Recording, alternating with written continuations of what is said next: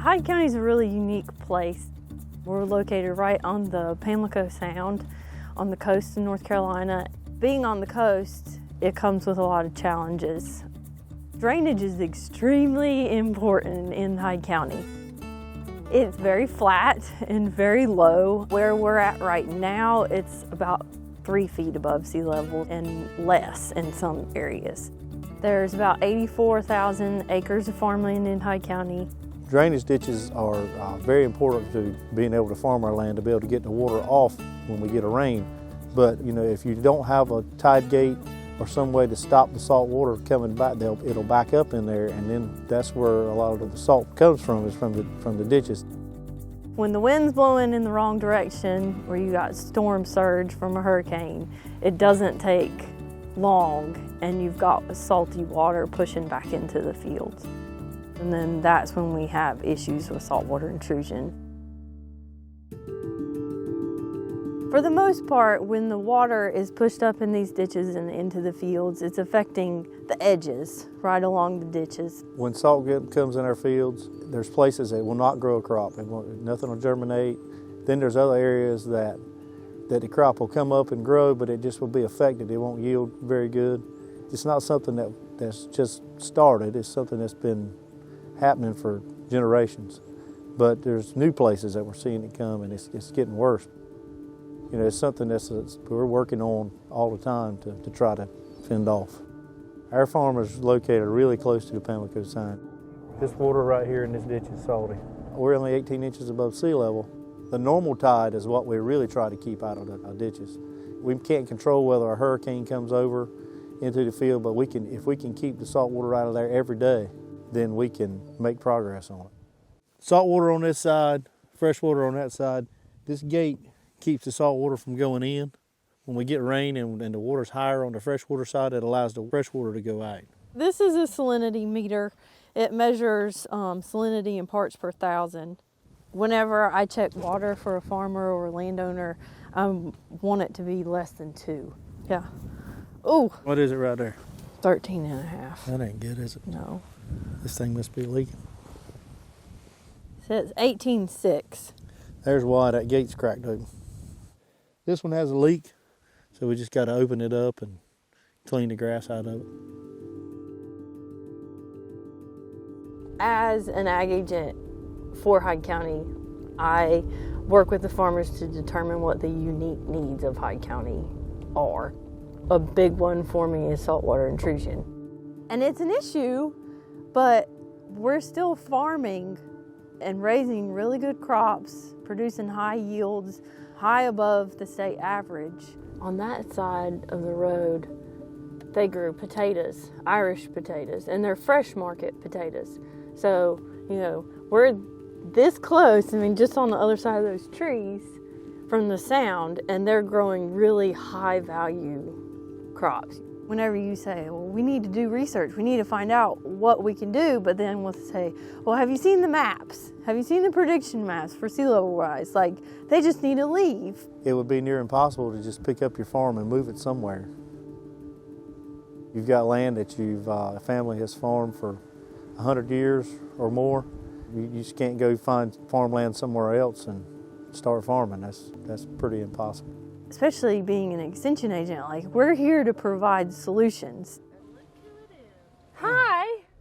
My role as an extension agent is basically to connect the farmers with unbiased research-based information from NC State and all the other land-grant universities. The soils in eastern North Carolina, specifically in the Tidewater region, are very high in organic matters. There's a reason that some of our largest producing farms in the state are out in this area. These soils are particularly susceptible to saltwater intrusion because they have high organic matter, high clays, and organic matter and clays hold on to salts better than something that's sandy where it'll just wash through the system. Holding on to salt at the surface is not a good thing in the plant root zones. But this is a really, really bad spot. The soil just packs so tight that water can't go through it. And you could pick up a chunk of the soil and you could see the layers of the salt. Prime agricultural soils have good soil structure, so this is shapes, and these shapes are held together with clays and organic matter. Can you hand me some of that reference stuff? Yeah. This is non-salt impacted, same soil. Oh, wow. Yeah. Entering salt into the system leads to loss of that structure. And when we're losing structure in soils, we lose water movement, we get more erosion, loss of carbon. An average agricultural field will have about 1 to 1.5% carbon, whereas out in Hyde County, we see the upwards of like 6% carbon, which is incredibly high and very important to keep in that soil. One of the alternative uses for marginal farmlands that have gotten too salty is to put them into conservation reserve programs, which are typically taking them out of agriculture and putting them into more natural conditions. So that could be planting native trees or returning land to wetlands. This is just a linear marsh. I mean, this is like carbon sequestration 101. Carbon accumulation leads to building land. By locking up carbon in soil, you're actually increasing elevation. And by doing that, you're fighting sea level rise. Moment of truth, ready? The way that these systems build up land is that it's super wet, so we have our water table above the surface here, and what that does is the microbes are very slow to break down organic material that's added. So we're adding a lot of biomass every year from our marsh plants, but the soil microbes are not happy. They're not able to process that efficiently and send it back to the atmosphere as CO2. And what ends up happening is you get a buildup of organic material. And this is the amount of organic material that's built up on top of that since this marsh has been here. There would be a benefit for the farmers in that you're building land up in front of their farm. It's like a natural berm. And if that can keep up with sea level rise, that's protecting your farm behind here from storm surge. So do you guys get like soil tests every year from NCDA or every few years? What we're trying to do is get a way that within 40 minutes, someone like Andrea or someone from NCDA could come out using their field kit, and they would get a number from the field kit on electrical conductivity, and it would basically correlate you to your soluble salts index. The farmers know their soils, so they do soil testing all the time, and so relative to what their last soil test was, what does the soil test this time tell them? Was there a significant increase in salt from a hurricane, for example?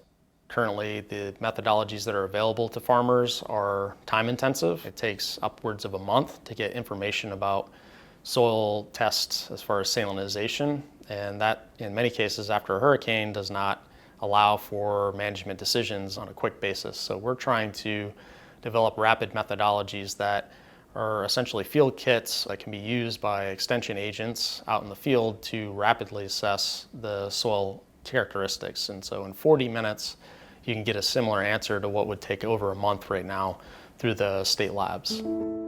That's what's exciting. We had all these projects, but now everybody's coming together and is working hard to find solutions for the farmers. If we could find some salt-tolerant varieties or develop some crops that can be marketed and are profitable, that we could grow on the land that, you know, we're trying to get turned around, that would really be great. We know it's inevitable for sea level rise to continue and climate change to continue, but Hyde County is extremely important for agricultural production, and it's these people's livelihoods. So we want to support them. I think the future is going to be challenging, but I mean, I've got a son that's going to college. He wants to come back and farm, so we're doing everything we can to preserve our land for the future.